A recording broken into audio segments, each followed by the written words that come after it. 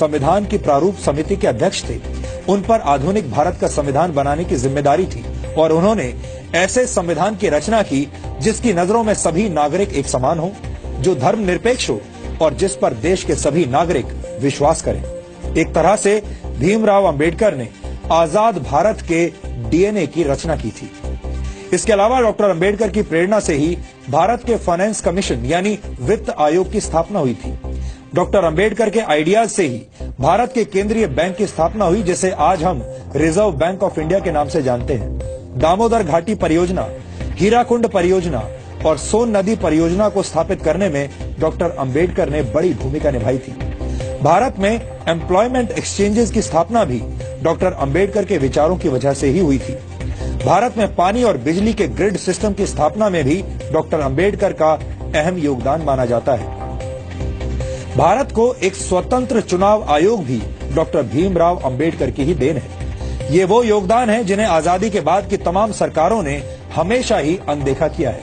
यानी योजनाएं और विचार अंबेडकर के थे, लेकिन उनका श्रेय दूसरे नेताओं ने लूटा। यहां हम आपको भारत के पहले प्रधानमंत्री पंडित जवाहरलाल नेहरू और डॉक्टर भीमराव अंबेडकर के बीच चले राजनीतिक शीत युद्ध यानी पॉलिटिकल कोल्ड वॉर के कुछ उदाहरण भी बताना चाहते हैं। डॉक्टर अंबेडकर जवाहरलाल नेहरू की सरकार में प्लानिंग का मंत्रालय चाहते थे, लेकिन नेहरू ने अंबेडकर को सिर्फ कानून मंत्रालय दिया, प्लानिंग मंत्रालय नहीं दिया। डॉक्टर अंबेडकर विदेश और रक्षा मामलों की समितियों में सदस्यता चाहते थे, लेकिन नेहरू सरकार ने डॉक्टर अंबेडकर को ऐसी किसी भी समिति का सदस्य नहीं बनाया। डॉक्टर अंबेडकर नेहरू सरकार की विदेश नीति से असहमत थे। डॉक्टर अंबेडकर हिंदुओं में सामाजिक अधिकार और महिलाओं को संपत्ति का अधिकार देने की बात करने वाले हिंदू कोड को समाज सुधार के लिए जरूरी मानते थे, लेकिन नेहरू सरकार ने अंबेडकर के मंत्री रहते हुए हिंदू कोड को स्वीकार नहीं किया। यहां तक कि डॉक्टर अंबेडकर को भारत रत्न सम्मान देने के लिए भी कोई पहल नहीं की गई। उनकी मौत के 34 वर्षों के बाद 1990 में वीपी सिंह सरकार ने उन्हें भारत रत्न से सम्मानित किया, जबकि कांग्रेस ने डॉक्टर अंबेडकर को भारत रत्न से सम्मानित करने के लिए कोई कदम नहीं उठाया।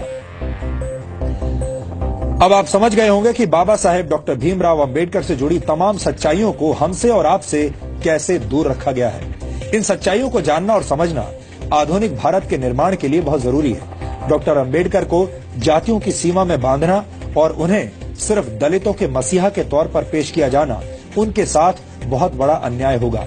इसीलिए आज हम डॉक्टर अंबेडकर के मूल विचारों को आपके लिए डिकोड कर रहे हैं।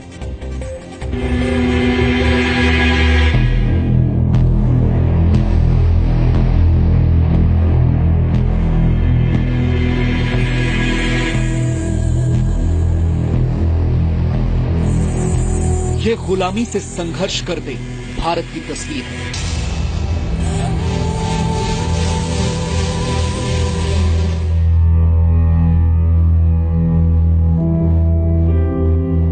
सैकड़ों वर्षों के संघर्ष के बाद हम आज आजाद तो हैं, लेकिन देश के कई नागरिक ऐसे हैं जो आज भी अपने हक की लड़ाई लड़ रहे हैं।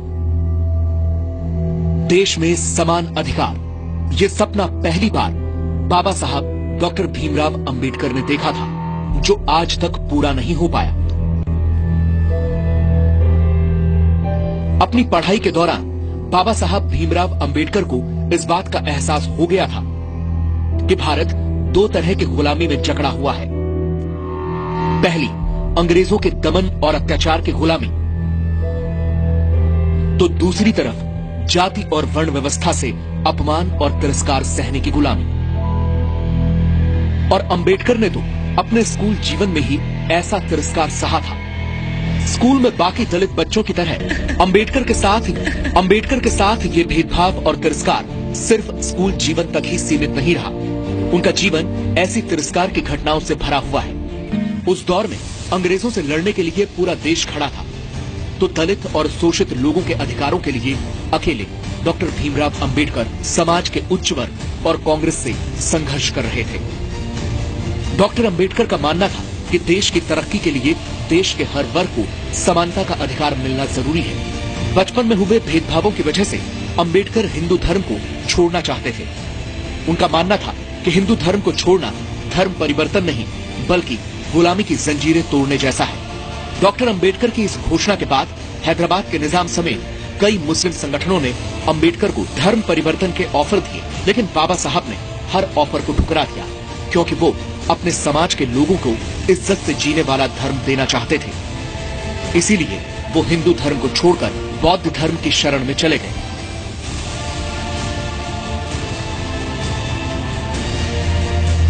पंद्रह अगस्त 1947 को आजादी का जश्न डॉक्टर बाबा साहब अंबेडकर के लिए एक बड़ी जिम्मेदारी लेकर आया। देश की नई सरकार को देश का संविधान बनाने के लिए एक काबिल व्यक्ति की तलाश थी, जिसे कानून की जानकारी के अलावा देश और दुनिया की समझ और समाज की जरूरतों के बारे में पूरी जानकारी हो। और ये तलाश डॉक्टर अंबेडकर पर खत्म हुई। डॉक्टर भीमराव अंबेडकर को देश का पहला कानून मंत्री बनाया गया, जिन्होंने अपनी बिगड़ती सेहत के बावजूद महज 2 साल के अंदर देश को एक मजबूत संविधान दिया। अंबेडकर ने 1951 में हिंदू कोड बिल तैयार कर संसद में पेश किया, जिसमें महिलाओं को समान अधिकार की बात कही गई।